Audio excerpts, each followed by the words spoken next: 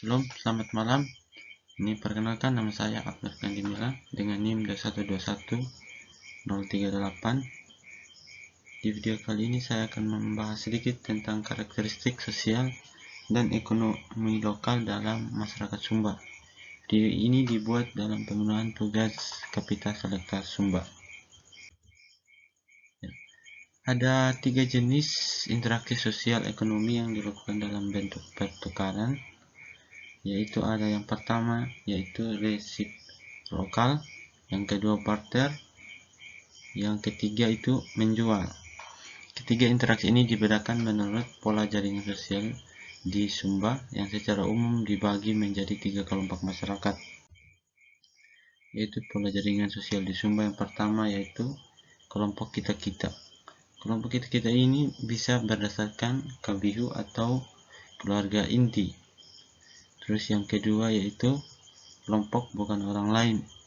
Kelompok bukan orang lain ini bisa ipar atau dalam bahasa Sumba itu biasa disebut yera atau yera dan laya. Untuk yang kelompok masyarakat yang ketiga yaitu orang lain, yaitu biasanya kelompok orang yang tidak ada hubungan keluarga sama sekali, misalkan orang dari luar Sumba. Terus di antara ketiga interaksi sosial tadi, interaksi reseptoral lah yang paling nampak atau paling sering ditemui di masyarakat Sumba,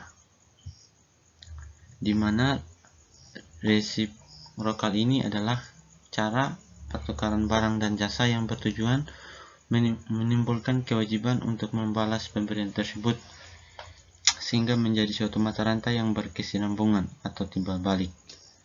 Aspek resiprositas ini biasa ditemui jika ada urusan yang berkaitan dengan adat istiadat, misalkan adat untuk mengambil seorang istri.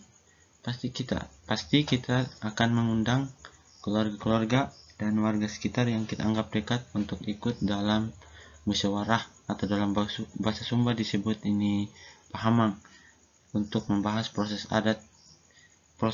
jalannya adat tersebut. Jika ada beberapa orang yang menyumbang misalkan uang atau ini hewan, pasti kita sebagai tuan rumah akan mencatat nama orang tersebut dan jumlah uang atau hewan yang dia sumbang atau yang dia bantu, agar jika suatu saat orang tersebut misalkan juga akan mengambil seorang istri atau menghadapi urusan adat yang lain, maka kita harus membalas bantuan yang dia beri kepada kita. Misalkan kalau dia butuh uang, kita bantu uang, atau hewan, bisa kita bantu hewan. Bila perlu sama dengan jumlah hewan atau uang yang dia bantu kepada kita.